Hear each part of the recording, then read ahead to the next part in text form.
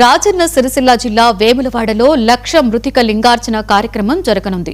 వేములవాడలోని శంకరమఠంలో నూతనంగా నిర్మిస్తున్న అభినవ విద్యా తీర్థ సదన్లో లోక కళ్యాణార్థం ఆదివారం లక్ష మట్టి లింగాలకు బ్రహ్మణోత్తముల వేద మంత్రోచ్చరణాలతో పూజా కార్యక్రమాలు, లింగార్చన కార్యక్రమం ఘనంగా నిర్వహించనున్నారు.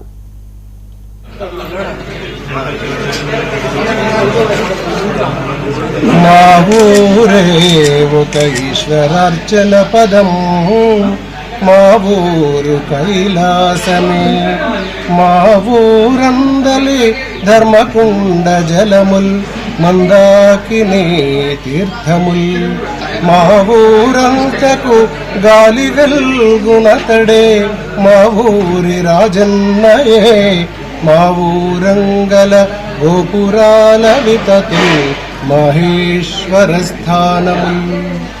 ఇది వేములవాడ వైభవానికి సంబంధించిన అంశం.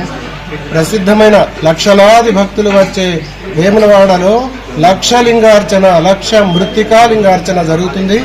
శంకరమఠంలోని ఈ కొత్తగా నిర్మాణం చేస్తున్నటువంటి అభినవ విద్యా తీర్థ సదనం, ఇది దేశంలోని చాలా మంది బ్రాహ్మణుల సహకారంతో ఇది జరుగుతున్నది.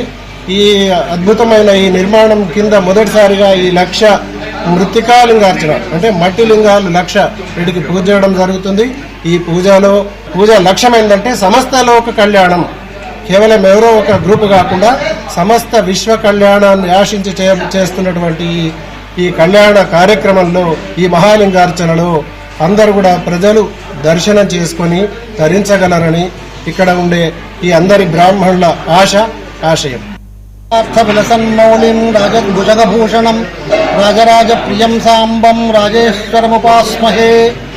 దక్షిణ కాశీగా పేరు పాంచినటువంటి వేములవాడ రాజరాజేశ్వర క్షేత్రము ఇది దాదాపుగా కృతయుగము, త్రేతాయుగము, ద్వాపరయుగము, కలియుగము కృతయుగం నుండి రాజరాజేశ్వరుడు ఇక్కడ ఆవిర్భవించి ఋషి ప్రతిష్ఠితమై మన అందరినీ కూడా ఆశీర్వదించడానికి రాజరాజేశ్వర స్వామి కొలువై ఉన్నటువంటి ప్రదేశంలో గత 2 సంవత్సరాలుగా వేములవాడ బ్రాహ్మణ సంఘము, నిత్యాన్న సత్రము ఈ 2 కలిపి ఉన్నటువంటి బ్రాహ్మణోత్తములందరికీ కూడా మనస్సులో ఒక సంకల్పం కలిగింది.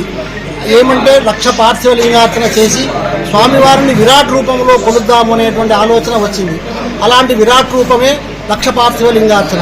ఎందుకంటే మరి పార్థివ లింగార్చన ఎందుకు అంటే త్రేతాయాం హేమ సంభవం ద్వాపరే పారదం శ్రేష్టం పార్థివంతు కలవు యుగే కృతే రత్నమయం లింగం త్రేతాయాం హేమ సంభవం ద్వాపరే పారదం శ్రేష్టం పార్థివంతు కలవు యుగే అని శాస్త్రం మనకు.